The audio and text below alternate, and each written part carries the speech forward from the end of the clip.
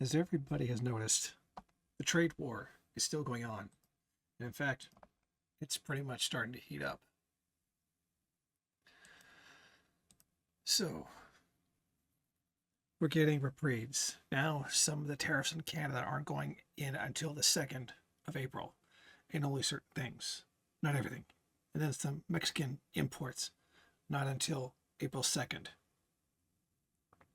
And this is supposed to be a step forward. Things have gotten better because of it. Things are looking up. Deals are being made. You know, the art of the deal and all that nonsense that he likes to promote.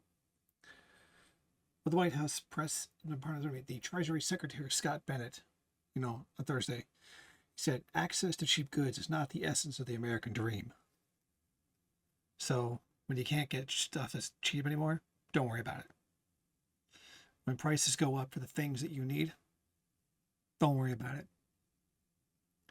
When it starts being more difficult for you to get by day to day, don't worry about it. That's not what this is about. It's about upward mobility. It's about that, if you work hard, you can succeed and become part of the upper class. That's the American dream right there. That's the real one. I mean, never mind the fact that the American dream was being the middle class. But, you ask different people, you're going to get a different answer as to what the American dream actually is.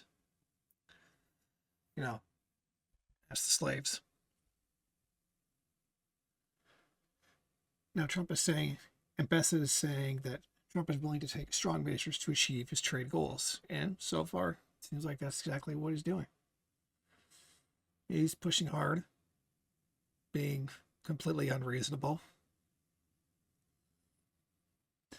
And Commerce Department data showed that the U.S. has actually fallen behind its global trading partners. The imbalance has swelled to a record $131.4 billion in January.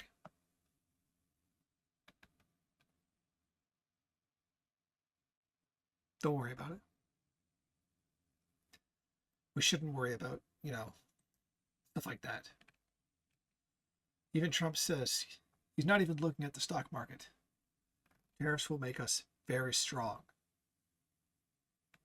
He said, this is very much about companies in countries that have ripped off this country, our beloved United States, and they're not going to be ripping us off anymore. So, I think that has an impact on the market.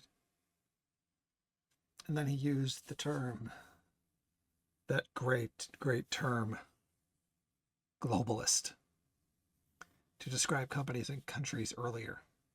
He said, I think it's the globalists that see how rich our country is going to be and they don't like it. Big market out there. But then again, they've been ripping off this country for years. They're going to do great. Everyone's going to do great. But we can't let this continue to happen to America. Otherwise, we're not going to have a country any longer. The globalists? Now, of course, this is a conspiracy theory, nebulous term that means different things to different people. For a lot of people, this just means Jews. This, for a lot of people, just means the deep state. Ill-defined group of people who are secretly running everything. For other people, this is the Illuminati. For other people, this is just the rich elite of the world. And generally, it's generally seen by many people, most people, as who use the term, as the rich elite of the world. Which, correct me if I'm wrong, aren't they the ones who supported Trump? Isn't literally the richest man in the world the one running around pretending to be president right next to Trump? You've literally got all the richest people in the country lining up right behind Trump, doing his bidding, supporting him, and often doing all kinds of nonsense to back him up. And be yes men, basically. So it's kind of odd that he would be against the globalists when not only is he one of them, but he's literally got all of them supporting him. Who is they? If not the richest people in the world who have the power, then who does? It's kind of nonsense. Who, the World Trade Organization? Bureaucrats whose job it is to monitor the world economy? They don't actually control it. They just kind of monitor it in the favor of the U.S. who solve trade disputes? Are they the ones that have the power? Nonsense. It's Trump. And Trump himself. It's interesting to watch. He says he's not watching the stock market, considering that it's crashed twice. And by crash, I mean it's taken major downturns. Isn't the stock market supposed to be the gold standard for how the economy is doing? Isn't that what we're supposed to be watching to know how well everything is going? And knowing that it's crashed twice is knowing that it has not done very well at all.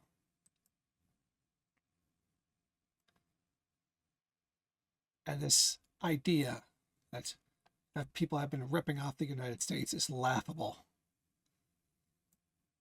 The U.S. is an imperialist power. It has done nothing but rip off the entire world. It has done nothing but steal from the entire world. And now it cries victim? Like it's the one that's not being treated fairly?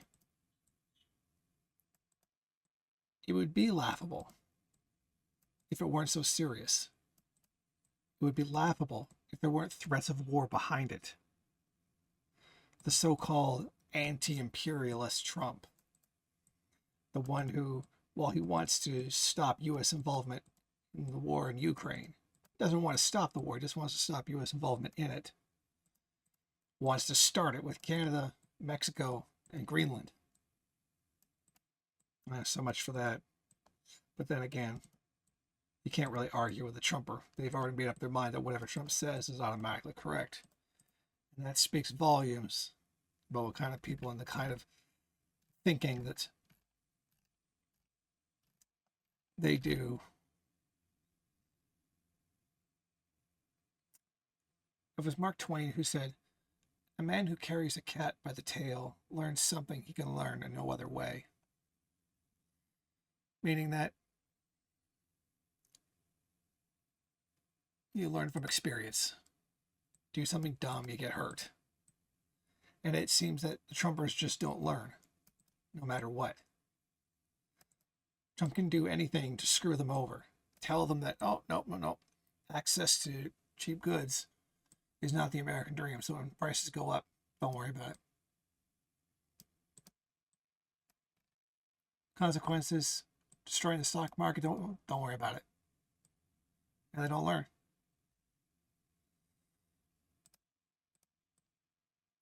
It's amazing how much people have predicted that this was going to happen. Not specifically Trump, but the phenomenon that is Trump has happened. And everybody just kind of never really believed that it would happen. They just kind of thought in their minds, it's probably something that, whatever, people will try, but they'll never really succeed. And here we are, looking at it right now. And we can obviously see very, very real, very, very unstable, very, very unstable genius. And one that's putting the entire country in peril. One that's throwing a massive wrench into the gears of imperialism. We have absolutely no idea what he's going to do. He's canceled USAID, which does imperialist operations. And Elon Musk has talked about leaving NATO and leaving the UN, which are U.S. weapons. And I've said it before, I'll say it again. Believe it when I see it. And who knows? If anything, Trump's promise is proven to be unpredictable.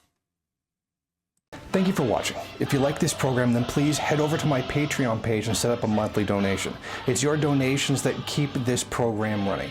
Also, if you would like, please rate, comment, subscribe, and share in various social media.